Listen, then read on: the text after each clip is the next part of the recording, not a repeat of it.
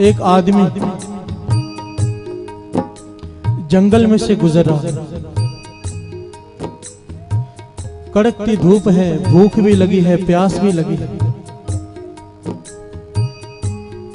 अपनी मंजिल की तरफ बढ़ रहा है। रास्ते में भूख लगी, प्यास लगी, कड़कती धूप है, मन व्याकुल है। अचानक देखता है एक पानी का झरना है। मन प्रसन्न हो जाता है कि पानी की जरूरत थी, पानी पीकर अपनी प्यास बुझा लेता है। ध्यान देना, पानी की जरूरत थी, पानी रास्ते में मिल गया, पानी पिया, प्यास बुझा ली। अब आगे बढ़ा, क्या देखता है? एक पेड़ है छांवदार,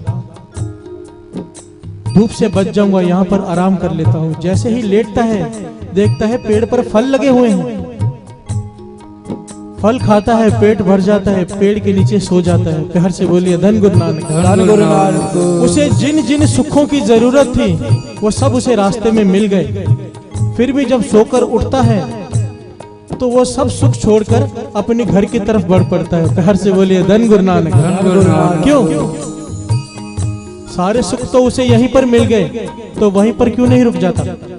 ध्यान देना, महापुरुष दृष्टांत देकर समझाया करते थे कि इसी प्रकार ये बीवी बच्चे, घर बार, जायदाद, गाड़ी बंगले, नौकर चाकर, दुकान मकान, सब ये क्षणिक सुख है, रास्ते के, मंजिल नहीं है।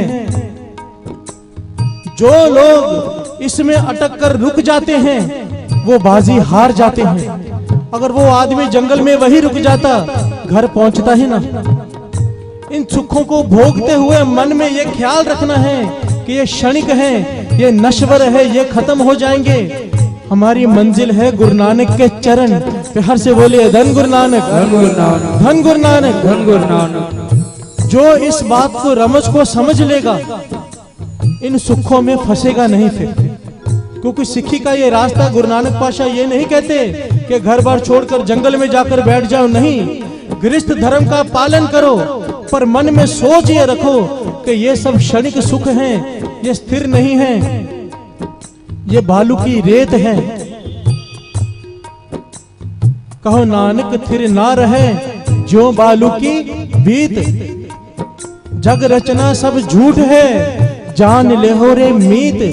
कहो नानक थिर ना रहे जो बालू की भीत। जैसे रेत का बनाया हुआ कोई मकान, रेत पे बनाते हैं ना कई लोग, छोटे छोटे घर बनाते हैं बीच पे जाके, वो कितनी देर तक टिकते हैं?